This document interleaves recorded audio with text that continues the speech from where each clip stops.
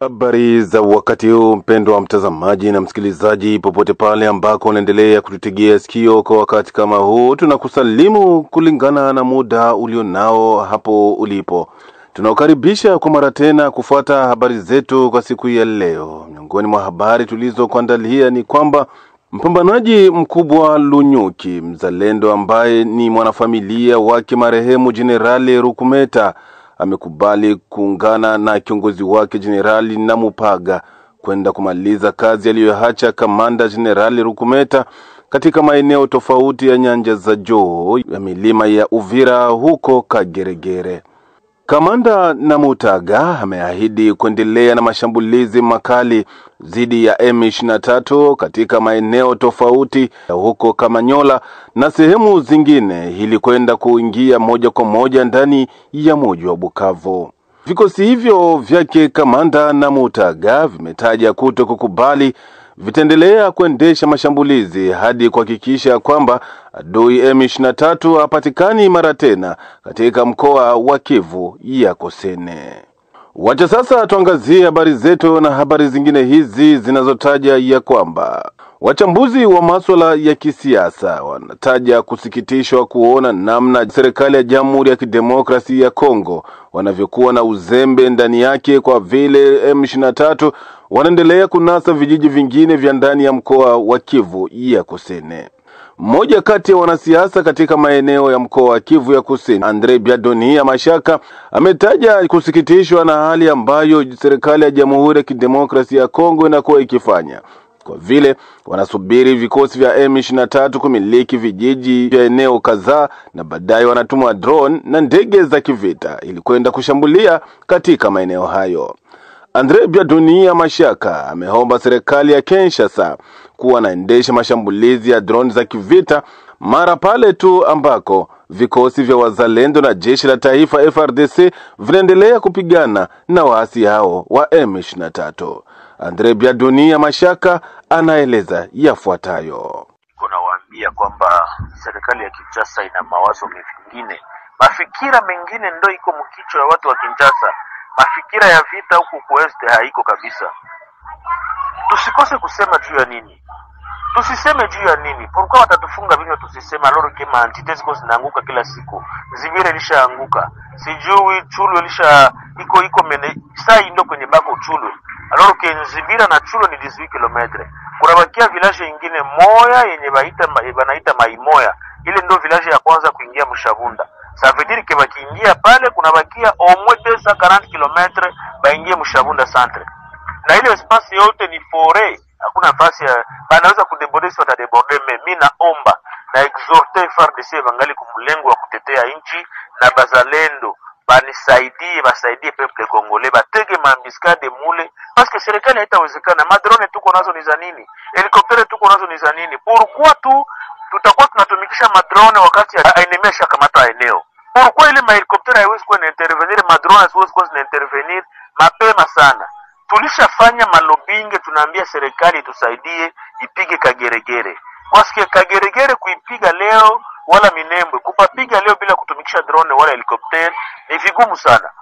Memutangoya adua najisuka kisha ndo mnasema no, alikamata ingine eneo, tutoe sasa helikopter. Helikopter inaenda fanya nini alors que enemy asha kamata nchi? Muna bombarder Zibira jana alors que ilianguka depuis dimanche. Pourquoi ne pas bombarder au moment où ennemi alikuwa konaingia Mzibira? Pourquoi wakubombarda kile wakati? Balikuwa wanangoya nini? Complicité ko quelque part. Kongole muangalie mbele, mfungule macho. Nchi iko natuenda polepole bila sikuona. Nchi iko natuenda bila kuona. Benye biko Kinshasa undire tuko nayo kumstari moya, tuko kulengo moya. S'il vous plaît, tufungule macho. Watu wanasema Andra na kritika katu gouvernement. Nitakosa kritike gouvernement inaifanyi kazi kwa nini? Nchi iko naenda. Mimi sina nafasi nyingine ya kukimbilia. Niko na watoto plus ya 9. Huko watu yuko hapa Fizi, Baraka, Uvira, kuna watoto 12 hata wewe wapi mkinywa? Ndio maana tumetoa wazalendo watusaidie kuresiste. Wazalendo wanaresiste, habana soutien, hawako souteni. Kwa masasi budogo kuna babatia wa kushidefendre. Ni auto defense tuko tunafanya. Haiko vita, hatufanani, tuko mvita. Ni si population ndo tuko na boga tume. Kinshasa inajua kama huko hakuna vita. Kama bashafanya vya kufanya vyao watuambie clairement, hatuko tena na mwezi tutajua kisingine ya kujipanga. Peuple congolais tajipanga en charge. Yo yenyewe, c'est trop. Tuangazie habari zetu hizi na habari za huko Kasenga ni kwamba mwili wa mtu mmoja umeokotwa ndani ya kisima cha maji ukiwa katika mazingira ya kutatanisha asubuhi ya siku ya 4 tarehe 2 Oktoba 2025 katika kata la Kasenga manispaa ya Kamvivira mjini Uvira. Kwa jambo hilo vuguvugu machozi ya raia laomba kwa vyombo vya usalama kuvalia njuga swala la usalama wa raia. Emmanuel Abedi ni mratibu wa muundo huo ndani ya moja wa Uvira, anaonesha hapa namna tukio hilo lilivyotokea. Hiyo ni habari ya kweli kabisa. Mtu mmoja ni mdogoti na mitoni washamuoa na kufanyika identifier zake ndio za kuwa ndio verte wanachunga masuala ya security ndio kupata identifier na certain precision. Tunafikiria kwamba ukosefu wa usalama au hali ya mauaji ndio quelque chose yenyewe nasumbua vile pia Uvira haiko tu leo, donc inakuwa vile kitu yenyewe kanasumbua watu wa Uvira. Tunakuwa tunasaidia tuna viongozi inaleta mali moja mbaya sana wasiwasi na kutokuwa na uaminifu na vyombo vya usalama kulingana na hayo. Sasa encore ramasser sans vous ka present juzi ndio kwa kuambia sema ni jina mtu fulani ama mtu fulani. Okay, parmi watu watafanya enquête na service vizete vifanya enquête resultat watapata ndio tunaweza kupatia. Na fikiria kwamba ukiangalia hata kwenye mtu alikufia na kuonekana mtu pia kosi wale habari kwa mshimo. Donc kama ni incident tunaiwaka incident kina kwaka hivyo mtu andando tombe a partir ya hospitali na ile yeye analamuka tu mchana tatu kaona mtu deja na maisha analeta nteboga kidogo kwa wakati. C'est vrai que Uvira kuko ma plusieurs unités ya soda notamment bazalendo FARDC polisi vraiment ni bengi sana mais efficacité ya kazi ndio ndio parce que finda kuelezea kama ni problème effective ama ni nini wala technique kwa ndio sema kungambuzi wana saidi kwa fed chaque moment que nous alertons que maviko kwa arraché donc ationa mamezire nisha kwa prise itatuambia sema hapa assurance ya vie inaonekana kwa mzuri. Upande mwingine Emmanuel Abedi ameshtumu vyombo vya usalama kwa kuwa na uzembe ndani yake katika ulinzi wa raia ndani ya mji wa Uvira. Emmanuel Abedi anaeleza mara tena. Sadira quelque part aussi serikali ya mahali iko na fali zinaita malisia ale donc efficacité tena ya appareil sécuritaire ifai kazi mzuri parce que watu makoto waanza onesha les bons voisinage wakati mtu ashakufa umetangi mtu angali mzima tuko malite tunawaambia mrenforcer ma patrouille surtout dans des milliers parce que au Uvira presque kila quartier iko na bageneral bazalendo presque kila quartier kwa bageneral bazalendo bashaka kabla ma axe donc kama mtu amarashe vile quelque part aussi tunasema kama la population pia inachangia parce que kama population effective dénoncer aussi c'est aussi un grand fléau parce que responsabilité pale iko partagée. Angalia tu kwa serikali tu pia tunaangalia pia na jicho kwa raia. Wakati raia ifanye kwa bien, cela veut dire que quelque part aussi tutakuwa na usalama yenye itakuwa rasire ya mwile mafasi ya vita. Na waza ile administration parallele ilikuwaka au moins autour de déjà karudisha ishaka jimpilize na pouvoir zake zote. Wazee wa zilibateri walikuwa washachari uguruguru mingi sana bashari kiperema yao wao wenyewe wahusika. En fait, pour l'instant, donc, on a continué la collaboration, on a des franches collaboration, malgré les trucs que on a prévu qu'à l'aise, on va se comporter au mouvement, mais néanmoins, tout le temps, quand même, à chaque intervenir avec les autres. Donc, hakuna vile vya vile tena vilikuwaka bien sûr événement en février à un certain moment comme ça wakati wote alama Burundi tous les moments quand même d'état serikali peke ya chaque intervenir na basha faire une consensus entre ma groupe armé ma groupe aussi tactique comment doivent se comporter dira ma bonne manière aussi à gestion ya province ile matanzo ya vile sasa vile alikuwa tena Muvira kabisa.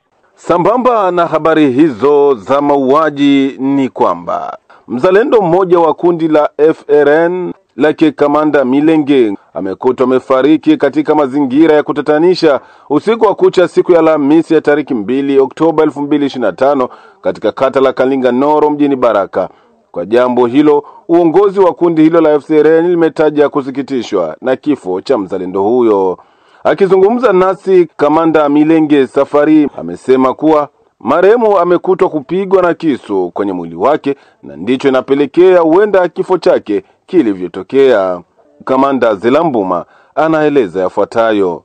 Kifo ya ule askari inatushangaza, kwani ni kweli askari maiti imeogotwa kwa kanisa la Grace hapa Baraka, na njoo hivi maiti imeingia kumoroge huko kwa MSF. Askari akupigwa risasi, tumekuta tu maiti imepigwa kubuso, njo tuliona ka trasi ka kupigwa kama ni madilijiwe, kama ni bati grupe ya bunduki, ni kubuso njo tulipata tu ka trasi na kukinywa. Pale hatuwezi kamilisha kama alikuwa mulevi wala namna gani, kwani si atukukua, na mchana wetu wa jana alishinda na shefu wa eta majoro yangu, ndio mwe balishinda naye. Yeye alikuwa anaitwa kwa jina la Mkamba Msalaba, alikuwa tu soda kumsululu, hakukuwa na cho fulani. Yeye alikuwa na silaha ya D magazine, na mpaka sasa silaha haikuonekana.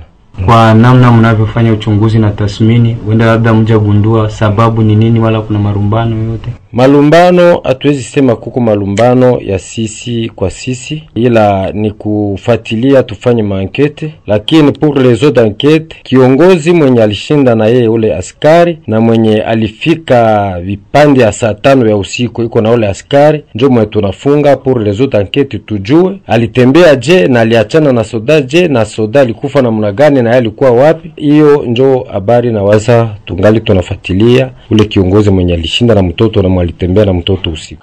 Mwishowe ameongeza kuwa ni vigumu usalama kuimarika ndani ya mji wa Baraka, kwani vikundi vya wazalendo ni vingi, na hivyo kuna uongozi mmoja unaoongoza vikundi hivyo.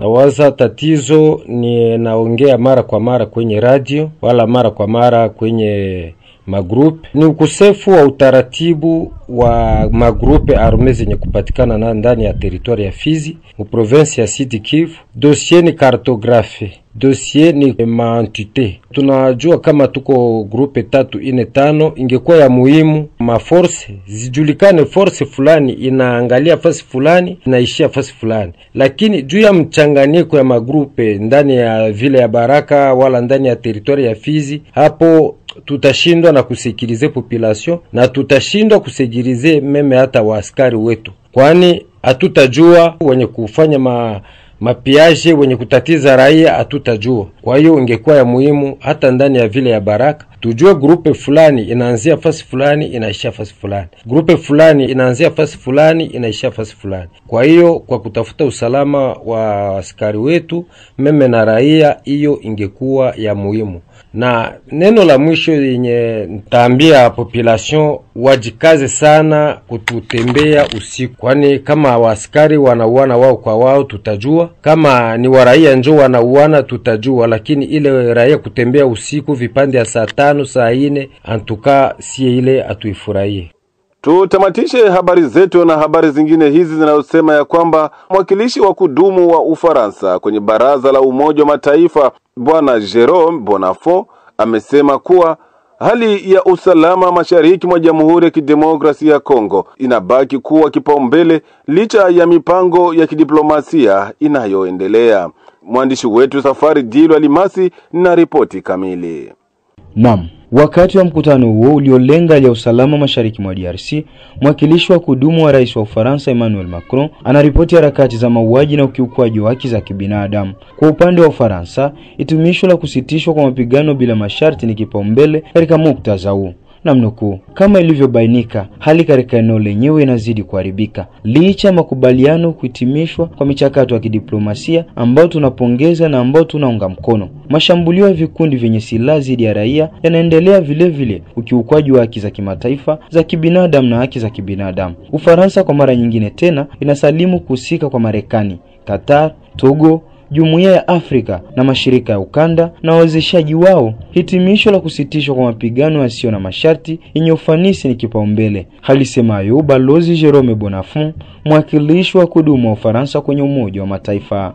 Katika hotuba yake, Jerome Bonafont anakumbusha kwamba MONUSCO imekusudia kuchukua jukumu la kufanya kazi katika uhakiki wa utekelezaji wa hatua hiyo na kuunga mkono utekelezaji wa makubaliano ya amani. MONUSCO ndio nguvu pekee ya kimataifa iliyoko eneo la mzozo na ndio yenye uwezo na utaalamu unaohitajika. Jukumu hili limechukuliwa na azimio 2777 la baraza hili, mkataba wa amani wa Washington na azimio la kanuni la Doha. Utekelezaji kamili wa azimio 2773 la baraza hili bado ni jukumu ambalo limewekwa kwa watendaji wote. Azimio hili linasisitiza vigezo kuu vya utatuzi wa migogoro, ikiwemo uondoaji wa vikosi vya ulinzi vya Rwanda katika eneo la Kongo, kusitisha msaada kwa vikundi vyenye silaha. Kwa kuongezea, Ufaransa inadhibitisha msaada wake kamili kwa MONUSCO na utekelezaji wa agizo lake la kuwalinda raia na rasilimali muhimu. Kwa kutimiza agizo hili, inahitaji kuinua mara moja kwa vizuizi vyote kwa uhuru wa watu wa MONUSCO. Mchakato wa amani kati ya DRC na Rwanda unakabiliwa na ucheleweshwaji mpya uliopangwa kuanza katikati ya Juni, pamoja na utekelezaji wa uratibu wa pamoja wa usalama na kalenda sahihi ulisimama haraka juu ya kutokubaliana. Mazungumzo ya Septemba yameagiza tofauti zinazoendelea, haswa juu ya jukumu la M23. Licha kupangilia Oktoba mosi kama tarehe ya uzinduzi wa operation, kalenda bado haijulikani na mvutano kati ya eneo lenye mzozo bado unaendelea kuleta mashaka. Msikilizaji, kupitia hapo ndipo kabisa tumetia nukta kwa habari zetu kwa siku hii ya leo. Tunakushukuru kwa kutufuata mwanzo hadi tamati. Tunakusihi mara tena, kama ndo bado mara ya kwanza kukutana nasi, ni vizuri kusubscribe kwenye channel yetu ili kuendelea kupata habari na vipindi vilivyo sahihi.